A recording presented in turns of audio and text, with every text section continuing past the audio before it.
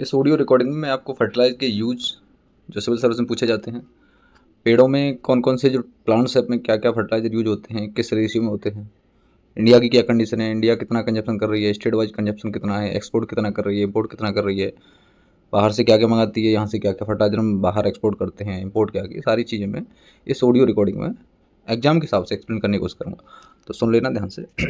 Fertiliser consumption पहला point है इसमें, क्रॉप वाइज इन इंडिया मतलब कौन सी फसल में क्या यूज होता है उसके हिसाब से। देखो मेनली क्या फर्टिलाइजर होते हैं, तीन है एनपीके, एक होता है नाइट्रोजन, एक होता है फास्फोरस और एक होता है पोटास। फास्फोरस के लिए हम इंडिया में क्या यूज करते हैं, डीएपी, इसको बोलते हैं डाई अमोनियम फास्फेट, ठीक है। डीएपी यूज करते हैं। और पोटास एमओपी, पोटास के लिए क्या यूज करते हैं, एमओपी करते हैं। नाइट्रोजन के लिए क्या यूज करते हैं, यूरिया यूज करते हैं। Crop wise fertilizer use in pattern, pattern के हिसाब से क्या है कि सबसे ज़्यादा फर्टिलाइजर इंडिया में किस फसल में यूज होते हैं। तो ये क्वेश्चन छोटा नहीं है, जब पेपर में आता है ना तो हिल जाते हैं कि किस फसल में सबसे ज़्यादा फर्टिलाइजर यूज हो रहा है। ये एक नेशनल रिपोर्ट्स भी होती हैं, उनमें आते हैं ये, ठीक है। तो सबसे ज़्यादा यूज है इस समय राइस में, चावल में, पैडी में, जिसको धान बोलते हैं, ठीक है। हाईएस्ट फर्टिलाइजर कंजप्शन क्रॉप है इंडिया की, तो आपको याद रखना है, क्वेश्चन है highest fertilizing crop, fertilizer consumption crop in India, that is rice, ये याद रखना है। यूज क्या है इसमें, नाइट्रोजन, यूरिया यूज करते हैं। मोस्ट कौन सा फर्टिलाइजर होता है, यूरिया। तो ये भी क्वेश्चन बनता है कि चावल में सबसे ज़्यादा, पैडी में, धान की खेती में या राइस की क्रॉप में सबसे ज़्यादा यूरिया के रूप में नाइट्रोजन में नाइट्रोजन का भरपाई की जाती है, यूरिया दिया जाता है, नाइट्रोजन पेड़ों तक पहुंचती है, ये आपको पता होना चाहिए, ठीक है। आल्सो यूज पी के, जो पी एंड के, पोटेशियम एंड फास्फोरस का भी यूज होता है, ठीक है। रीजन क्या है, हाई यील्ड क्रॉप है भाई, इसका उत्पादन ज़्यादा होता है तो ज़रूरत पड़ेगी, बहुत ज़्यादा उत्पादन इंडिया में।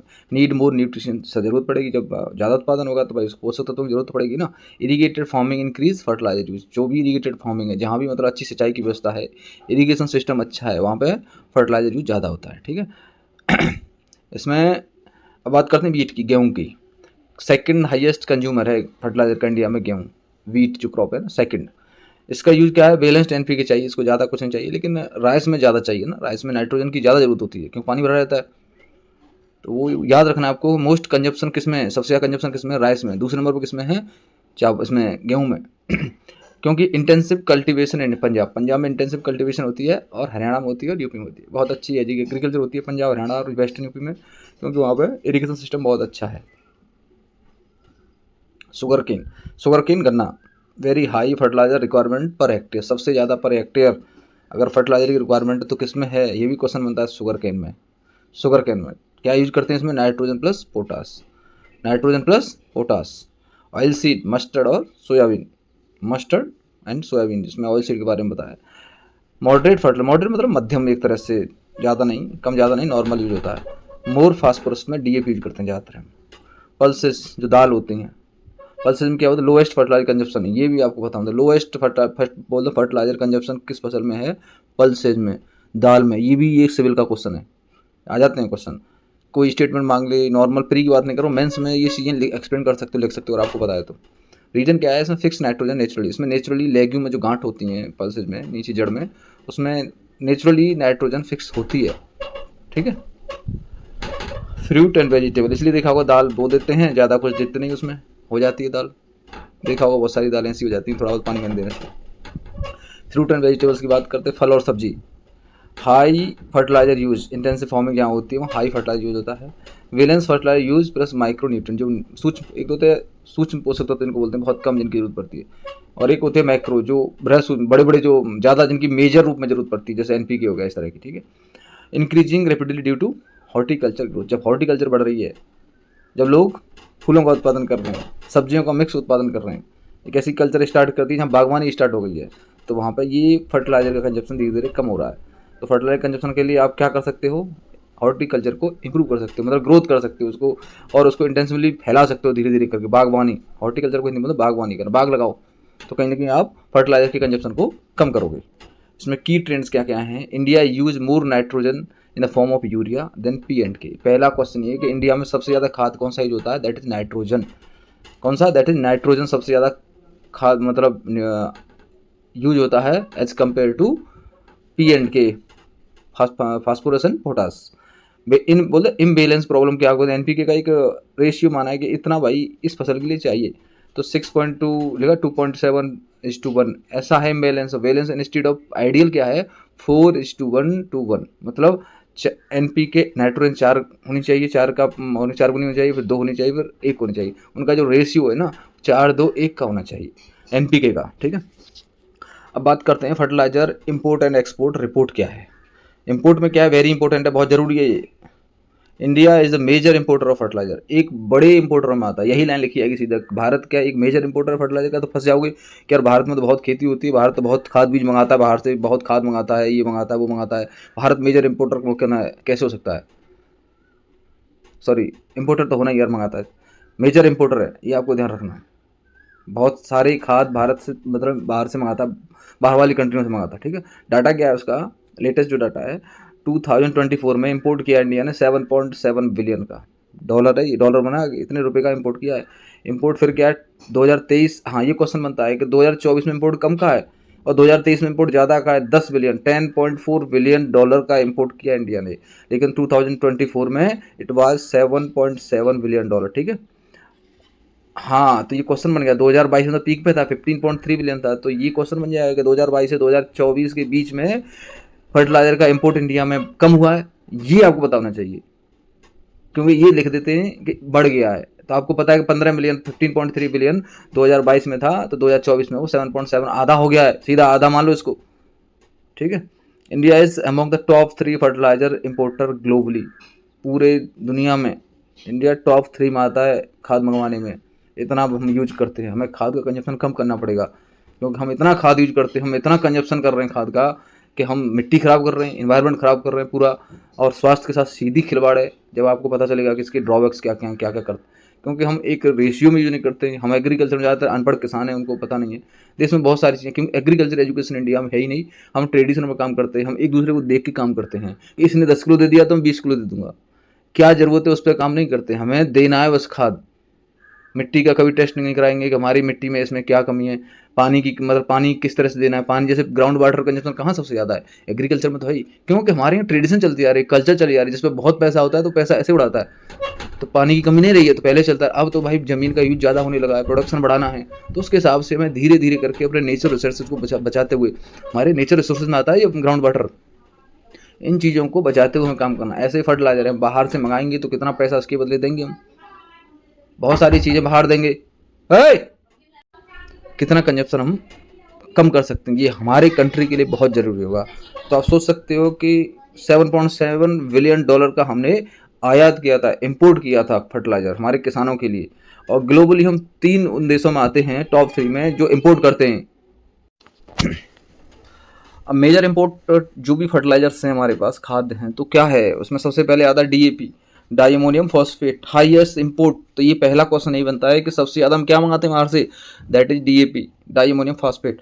MOP जिसको पोटास के नाम से भी जाना जाता है, ठीक है, म्यूरेट ऑफ पोटास शायद इसका नाम है, ठीक है। तो ये दूसरे नंबर मंगाते हैं, सेकंड नंबर पे। तो आपको ये नहीं बताना है कि ये भी क्वेश्चन आ जाए कि भारत यूरिया सबसे ज़्यादा मंगाता है, नहीं यूरिया नहीं मंगाता, भारत सबसे ज़्यादा DAP मंगाता है। फिर दूसरे नंबर पे म्यूरेट ऑफ पोटास मंगाता है, जिसको पोटास बोलते हैं। यूरिया पार्सली इंपोर्टेड, मतलब मंगाता है लेकिन कम मंगाता है compare to DAP and MOP। Major source country कहाँ से मंगाता है इंडिया, रसिया से मंगाता है, चाइना से मंगाता है, सऊदी अरबिया से मंगाता है, ओमान से मंगाता है, कनाडा से मंगाता है। रिसेंट ट्रेंड 2026 में क्या है, इंपोर्ट विल में reach 18 billion due to global price rise. इस समय ग्लोबल की प्राइस बढ़ी हुई है, तो ये जो इंपोर्ट है ना 18 बिलियन हो सकता है। कितना खतरनाक हो जाएगा जब हम 18 बिलियन का सामान केवल खाद मंगाएंगे खाना उगाने के लिए तुम्हारे लिए। Government is importing lakh ton, बोलते हैं ना, lakh tons of urea and NPK to ensure supply. Supply को इंश्योर करने के लिए गवर्नमेंट, फ्री खाना बांटने के लिए, बहुत सारी सप्लाई ऐसी होती हैं जो एग्रीकल्चर प्रोड्यूस में एक तरह से बहुत बड़ा रोल है एग्रीकल्चर का, उसके लिए कितने रुपए का हम इंपोर्ट करते हैं, ठीक है। एक्सपोर्ट वेरी लो है हमारा फर्टिलाइजर का, 2023 में 30.5 मिलियन था, वो बिलियन था, इट इज़ मिलियन और वो बिलियन था, ठीक है। तो बिलियन का और मिलियन में बहुत अंतर होता है, ये 10 लाख है, वो 100 करोड़ होता है 1 बिलियन, ठीक है। 37.5 मिलियन हम एक्सपोर्ट करते हैं, 2022 में हमारा 1.3 मिलियन था, तो हमारा एक्सपोर्ट भी कम हो गया है और इंपोर्ट भी कम हो गया है। ये थोड़ा सा एक अच्छी लाइन है जो समझ लेना कि एक्सपोर्ट इंपोर्ट दोनों कम किए। मन India export very little fertilizer, वो बहुत कम मतलब एक्सपोर्ट करती है India, mostly domestic consumption country, मतलब घरेलू ही खा जाते हैं, हम ही खा जाते हैं। इतनी भूख है हमारे देश में फर्टिलाइजर की कंजप्शन की, हम बहुत खा जाते हैं, सब फसल हम दे देते हैं अपने पास, बहुत ज़मीन है। ओवरऑल समरी क्या है इसकी, कैटेगरी क्या है, मेजर कंजप्शन प्राइस कौन कौन सी हैं, क्रॉप्स कौन कौन सी हैं, राइस सबसे ऊपर है, व्हीट क्या है दूसरे नंबर पर है, शुगर केन तीसरे नंबर पर है, फर्टिलाइजर का टाइप क्या है, यूरिया नाइट्रोजन सबसे ज़्यादा यूज होता है, इंपोर्ट स्टेट्स में वेरी हाई है, डिपेंड्स अदर कंट्रीज, सीधी सी बात है और कंट्रीज पर डिपेंड करते हैं हम, एक्सपोर्ट वेरी लो है, प्रॉब्लम क्या है, इम्बेलेंस्ड एनपीके यूज, हम मतलब इम्बेलेंस यूज करते हैं, ज़्यादा कम ज़्यादा ऐसे यूज करते हैं, कोई बैलेंस वाली चीज़ नहीं है। एग्जाम पॉइंट से क्या क्या है, rice is largest fertilizer consume बोलते हैं कंज्यूमर, ठीक है, सबसे ज़्यादा फर्टिलाइजर राइस कंज्यूम करता है। India is the net importer of fertilizer, बहुत बड़ा नेट कह सकते हो एक तरह से हाई लेवल का इंपोर्टर है।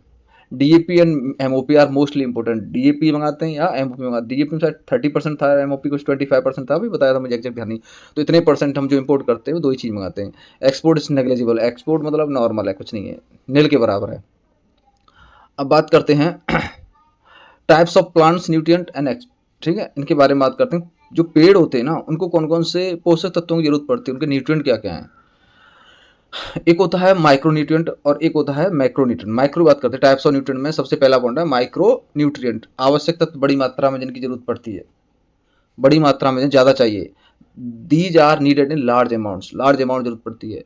प्राइमरी माइक्रो न्यूट्रिएंट कौन कौन से हैं, मोस्ट इंपॉर्टेंट फॉर ग्रोथ, किसी पेड़ की ग्रोथ के लिए उसकी वृद्धि के लिए सबसे ज़्यादा जरूरी है। पहला है nitrogen, help in the leaf growth, पत्तियों की ग्रोथ करता है।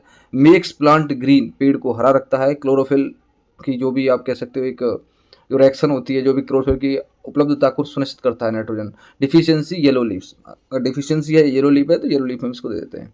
अगर इसकी कमी होगी तो येलो लीफ हो जाएगी ना, नाइट्रोजन की कमी से पत्ती पीली हो जाती हैं, येलो हो जाती हैं।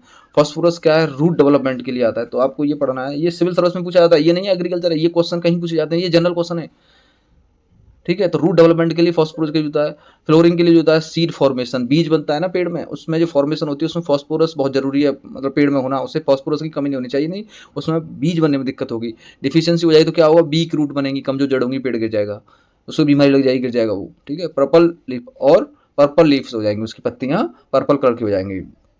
पोटेशियम डिसीज रेसिस्टेंट, बीमारियों से लड़ने के लिए क्या देते हैं पेड़ में, पोटेशियम देते हैं। इंप्रूव क्वालिटी ऑफ फ्रूट, फल की मतलब क्वालिटी इंप्रूव करने के लिए पेड़ में क्या देते हैं हम, पोटेशियम देते हैं। डिफिशियंसी हो जाएगी leaf edges dry and burn, ये पत्तियों के जो किनारे होंगे ना वो देखा वो सूख के जल जाते हैं अगर पोटेशियम की कमी होती है। तो हम इसको एक बार और पढ़ लेते हैं, बहुत अच्छी चीज़ है। नाइट्रोजन की कमी हो जाएगी तो क्या हो जाएगा, उसमें येलो पत्ती आ जाएंगी, और किस लिए नाइट्रोजन दी जाती है, पत्तियों की ग्रोथ के लिए जाती है, ओवरऑल पेड़ को हरा रखने के लिए दी जाती है, ग्रीन रखने के लिए। फास्फोरस रूट डेवलपमेंट के लिए दी जाती है, और फ्लोरिंग के लिए दी जाती है, सॉरी, जो फूल अच्छे से आ जाए और सीड फॉर्मेशन हो जाए।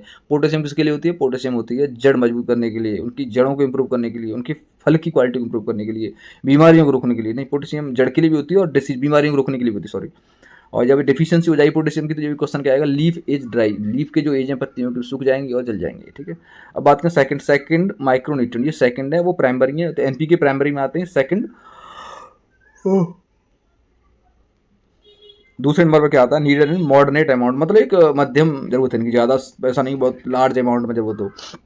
कैल्शियम, कैल्शियम क्या है, सेल वेल स्ट्रेंथ, मतलब उसकी सेल जो होती है, सेल के बारे में पढ़ोगे पता चलोगे, सेल होती है उसकी जो दीवार होती है उसको मजबूत करने के लिए कैल्शियम की जरूरत पड़ती है। रूट ग्रोथ, जड़ की ग्रोथ के लिए जरूरत पड़ती है। मैग्नीशियम किस लिए होती है, पार्ट ऑफ क्लोरोफिल, मैग्नीशियम इस क्लोरोफिल का पार्ट है, ठीक है। वो मैग्नीशियम की उपस्थिति में, और मैग्नीशियम चाहिए उसको वहाँ पे पेड़ को हरा रखने के लिए जो फोटोसिंथेसिस रिएक्शन होती है ना, सूर्य के प्रकाश में एक तरह से जो पेड़ खाना बनाते हैं ना, उसमें मैग्नीशियम का रोल है बहुत बड़ा। हेल्प इन फोटोसिंथेसिस, बोला फोटोसिंथेसिस में हेल्प करती है मैग्नीशियम। सल्फर, पोटेशियम बोले प्रोटीन फॉर्मेशन, तो प्रोटीन फॉर्मेशन के लिए पेड़ में क्या होता है, सल्फर को देना होता है। इम्प्रूव क्रॉप क्वालिटी, क्रॉप की जो क्वालिटी इंप्रूव करने के लिए उसको सल्फर की जरूरत पड़ती है। अब माइक्रो न्यूट्रिएंट की बात करते हैं, सूक्ष्म तत्व जो जिनकी बहुत कम जरूरत पड़ती है। एक तो आयरन हो गया, जिसको लोहा बोलते हो, ये क्लोरोफिल फॉर्मेशन के लिए आयरन का यूज करते हैं। तो इसमें एक क्वेश्चन सीधा से, ये क्वेश्चन बनाने में ऐसा ज़्यादा सोचने की जरूरत नहीं पड़ती है, बोल देंगे इनमें से कौन से माइक्रो न्यूट्रिएंट की जरूरत क्लोरोफिल फॉर्मेशन की जरूरत पड़ती है, तो वो आयरन, अगर पता वो दे दोगे, नहीं तो घूमते रहोगे। जिंक ग्रोथ हार्मोन है एक तरह से जिंक। कॉपर एंजाइम एक्टिविटी के लिए, एंजाइम एक्टिविटी पेड़ में अच्छी होगी तभी तो ग्रोथ होगी, एंजाइम अलग रोल करते हैं, हार्मोन्स अलग रोल करते हैं। मैग्नीज मैग्नीज एमएन, ये फोटोसिंथेसिस के लिए होती है, प्रकाश संश्लेषण में जो भी होता है, इसको हिंदी में प्रकाश संश्लेषण की जो क्रिया होती है, फोटोसिंथेसिस होता है, उसमें मैग्नीज का काफ़ी रोल होता है। Boron, flower and fruit formation, फूल और फल बनने की जो फॉर्मेशन है, जो मतलब उनका ग्रोथ होती है इनके बनने में, इनकी फूल की फल की अच्छे से बन जाए, सुंदर बन जाए, जो बनने चाहिए वो बन जाए, तो कहीं ना कहीं बोरोन का उसमें रोल है। मोलिब्डेनम भी माइक्रो में आता है, ये भी ध्यान रखना। एक क्वेश्चन आया था कि इनमें कौन सा सूक्ष्म तत्व मतलब सूक्ष्म पोषक तत्व नहीं है, मोलिब्डेनम भी है। नाइट्रोजन फिक्सेशन में कौन काम आता है, मोलिब्डेनम काम आता है। क्लोरीन वाटर बैलेंस के लिए काम आता है, और निकिल सीड जर्मिनेशन के लिए काम आता है। सबके अलग अलग काम है भाई, तो याद रखना है आपको किसका क्या काम है। निकिल सीड जर्मिनेशन काम आता है, क्लोरीन वाटर बैलेंस के लिए काम आता है, मोलिब्डेनम नाइट्रोजन फिक्सेशन के लिए काम आता है, boron floor and fruit formation के लिए काम आता है, मैग्नीज फोटोसिंथेसिस के काम आती है, कॉपर एंजाइम एक्टिव के लिए काम आती है, जिंक ग्रोथ हार्मोन्स काम आती है, आयरन क्लोरोफिल फॉर्मेशन के लिए काम आता है। ठीक है, तो ये आपको याद करना ही पड़ेगा। अगर आपके सामने क्वेश्चन आता है मेंस में कहीं भी कि ये इनका यूज बताओ, तो यूज बताना है तो ये बताना पड़ेगा कि इस पोषक तत्व से, इस न्यूट्रिएंट से इस चीज़ की जरूरत पड़ती है, इसका काम ये है। ठीक है। अब बात करते हैं नॉन मिनरल्स न्यूट्रिएंट, जो मतलब नॉन मिनरल हैं। दीज कम बोलते हैं ना, these come from air and water, जो पानी से मिल जाते हैं और हवा से मिल जाते हैं, मिट्टी से नहीं मिलते हैं। अब ये नॉन मिनरल न्यूट्रिएंट क्या होते हैं, जो न्यूट्रिएंट एयर से और वाटर से मिलते हैं, यूपीएससी यही हिला देगी, क्योंकि अभी पहली लाइन नहीं पढ़ोगे। एयर से और वाटर से जो मिलता है वो है, मिट्टी से इसका रोल नहीं है। कार्बन फ्रॉम जो CO2 से मिलता है, हाइड्रोजन पानी से मिलता है, oxygen from air and water से मिलता है। तो आपको याद रखना है नॉन मिनरल्स न्यूट्रिएंट्स वो होते हैं जो हवा से और पानी से मिलते हैं, मिट्टी से इनका कोई संबंध नहीं, मिट्टी से नहीं मिलते हैं। कार्बन, हाइड्रोजन, ऑक्सीजन ये प्रमुख नॉन मिनरल न्यूट्रिएंट हैं, ये याद रखना है। ये बहुत खतरनाक वो है एक लाइन, आपको एग्जैक्ट चीज़ बताए तभी आप आंसर दे पाओगे। इसमें they form about 90 to 95% of plant body, मतलब इतना तो भाई पेड़ में रहेगा ही। शरीर में क्या है, पंच तत्व में तो होता ही है ये सारी चीज़ें, यही तो होते हैं। ऑक्सीजन होती है, नाइट्रोजन होता है, कार्बन होता है। ठीक है, अब इजी ट्रिक में एग्जाम मेमोरी में क्या आता है आपको, मैक्रो में NPK प्लस ये दो तरह के, एक तो प्राइमरी जो ज़्यादा यूज होते हैं मैक्रो, और एक होते हैं कम यूज होते हैं, जैसे कैल्शियम, मैग्नीशियम और ये क्या नाम है सल्फर। माइक्रो में आयरन आता है, जिंक आता है, कॉपर आता है, मैग्नीज आता है, बोरोन आता है, मोलिब्डेनम आता है, क्लोरीन आता है और निकल आता है। ठीक है, इनके यूज तो एक बार ऑलरेडी 3-4 बार सुनोगे, जब आपको याद होंगे, इतनी जल्दी कोई यूज नहीं होता। नॉन मिनरल न्यूट्रिएंट CHO आता है। ठीक है, ये आपको याद रखना, CHO कार्बन, हाइड्रोजन, नाइट्रोजन। अब इसमें क्विक समरी में एक बार देख लेते हैं। माइक्रो न्यूट्रिएंट में NPK आता है, growth and root and yield, उत्पादन में भी ये सबसे बड़ा रोल करते हैं। यील्ड मतलब उत्पादन बढ़ाना, ग्रोथ में करते हैं, रूट डेवलपमेंट में करते हैं। सेकेंडरी में क्या आता है, सेकेंडरी जो कैल्शियम है, मैग्नीशियम है और ये सल्फर, ये क्या करते हैं, स्ट्रक्चर एंड क्लोरोफिल। माइक्रो में क्या क्या आता है, माइक्रो में मैंने दिखाया था कि अब ये नंबर्स पढ़ रहे यार, माइक्रो में क्या क्या आते हैं, 1 2 3 4 5 6 7 8 8 माइक्रो न्यूट्रिएंट हैं, आपको ये पता होना चाहिए। और 8 8 और 3 11, 11 और 3 14, ये कम दिखा रहा है लेकिन मैंने 16 पढ़े यार। टोटल पोषक तत्व पेड़ों के लिए 16 हैं, 16 है, लेकिन ये तो 8 ही बता रहा है। 11, चलो ये क्लियर कर लेंगे, लेकिन 16 मैंने पढ़ा है। किसका क्या काम है, माइक्रोन्यूट्रिएंट क्या करते हैं, एंजाइम का काम करता है, हार्मोन का काम करता है। ठीक है, नॉन मिनरल्स पढ़ लेना, CHO बहुत आसान है लेकिन भूल जाएंगे। बेसिक प्लांट स्ट्रक्चर में काम करते हैं, बेसिक प्लांट स्ट्रक्चर में यही काम करते हैं नॉन मिनरल। ठीक है, अब बात करते हैं country wise fertilization consumption ranking क्या है इसकी। इंडिया में कौन से देश में सबसे ज़्यादा फर्टिलाइजर का कंजप्शन होता है, इंडिया की क्या रैंक है उसके लिए बात करते हैं। There are 2 way to rank country, मतलब 2 रास्ते हैं, एक तो टोटल कंजप्शन वॉल्यूम के हिसाब से, एक पर हेक्टर के हिसाब से। वॉल्यूम के हिसाब से चाइना सबसे ऊपर है, 47 मिलियन टन यूज करती है चाइना। ठीक है, एक ही साल का होगा ये। इंडिया 30 मिलियन टन होती है, ईयर कितने दिन में कितना कंजप्शन है, शायद मुझे लग रहा है एक साल का होगा।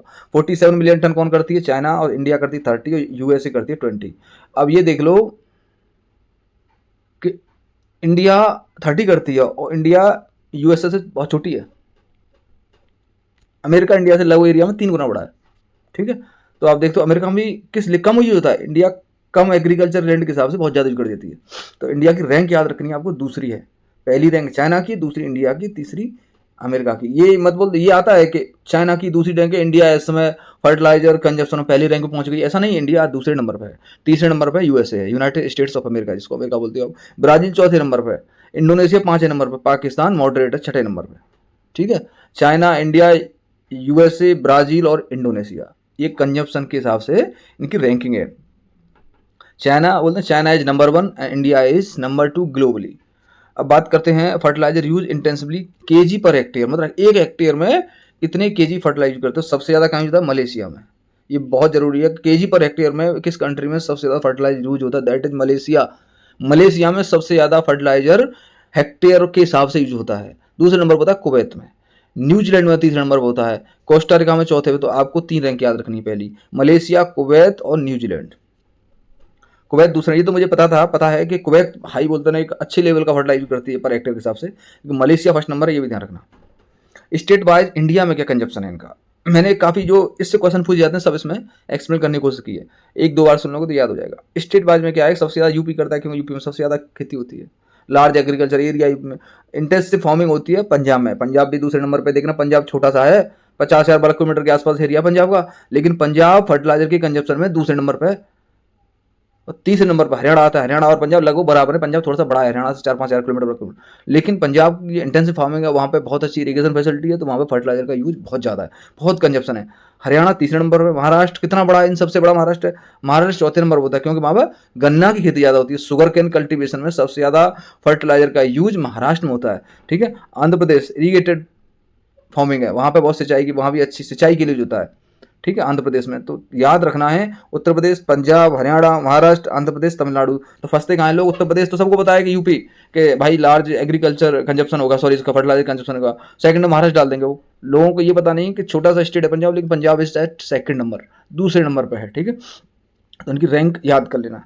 Highest use per hectare intensity में क्या आता है, सबसे ज़्यादा करता है पंजाब। पंजाब सबसे ज़्यादा पर हेक्टेयर, मतलब 1 हेक्टेयर में सबसे ज़्यादा खाद वही डालते हैं पंजाबी। ठीक है, दूसरे नंबर पर हरियाणा, तीसरे नंबर पर तमिलनाडु आता है। अब यहाँ रैंक बदल गई, यहाँ यूपी नहीं है, पंजाब, हरियाणा, तमिलनाडु और आंध्र प्रदेश हो गया।